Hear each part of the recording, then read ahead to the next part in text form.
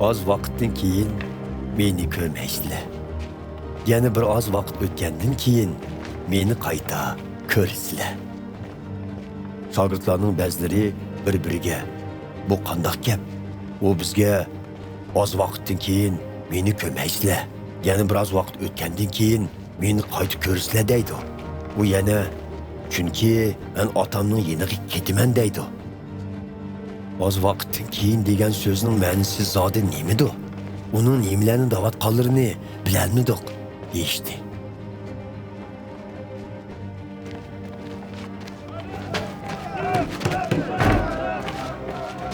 Hazreti Aysa ularning so'rmoqchi bo'lgan savolini bilib, mundaq dedi.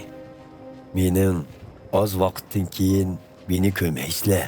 Yana biroz vaqt o'tgandan keyin meni ko'rasizlar deganimning ma'nosini bir-biringlardan so'rayapsizlar. Bilib qo'yinglarki, sizlar yig'izor qilib qayg'urasizlar. Lekin bu dunyoning odamlari xushal bo'lishib ketadi. Sizlar bo'lsanglar qayg'urasizlar. Lekin qayg'ularinglar xushallikqa aylanadi. Ayol tug'utda azoblanadi.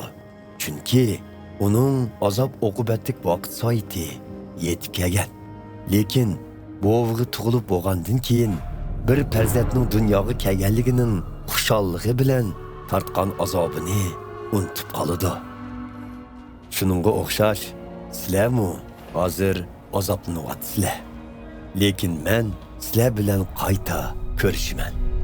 Shu chaqda qalbinglar xushallikqa cho'midi.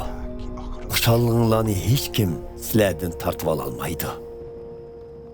Bilib qo'yinglarki, shu vaqt kelganda mendan hech narsa so'rashinglarning hojati yo'q.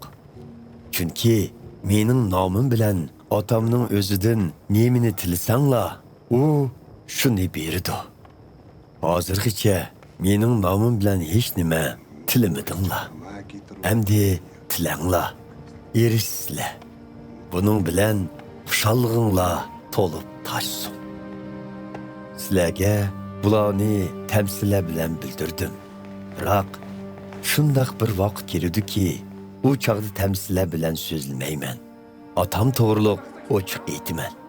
Shu kunlar kelganda tilaklaringlarni mening nomim bilan tilaysizlar. Men sizlar uchun otamdan talab qilaman demoqchi emasman. Buning sababi otam o'zimi sizlarni so'yidi. Chunki sizlar meni so'ysizlar va meni otamning avatganligiga ishondinglar. Men otamning yenidan bu dunyoga keldim. Endi bu dunyodan otamning yeniga ketaman.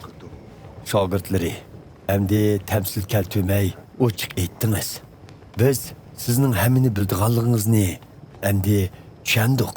Chunki biz savol so'rmasaqmi, siz ko'nglimiznikini bildikansiz. Buningdan sizning Xudoning yenidan kelganligingizga ishondik deyishdi. Hazreti Aysa ularga, hozir ishondinglar, shundaqmi?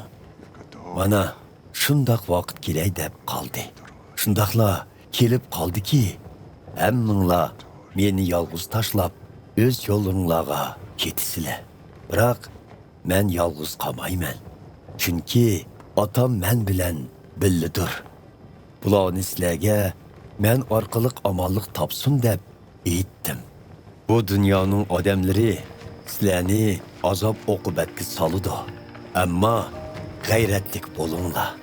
Chunki men bu dunyo ustidan g'alaba qildim.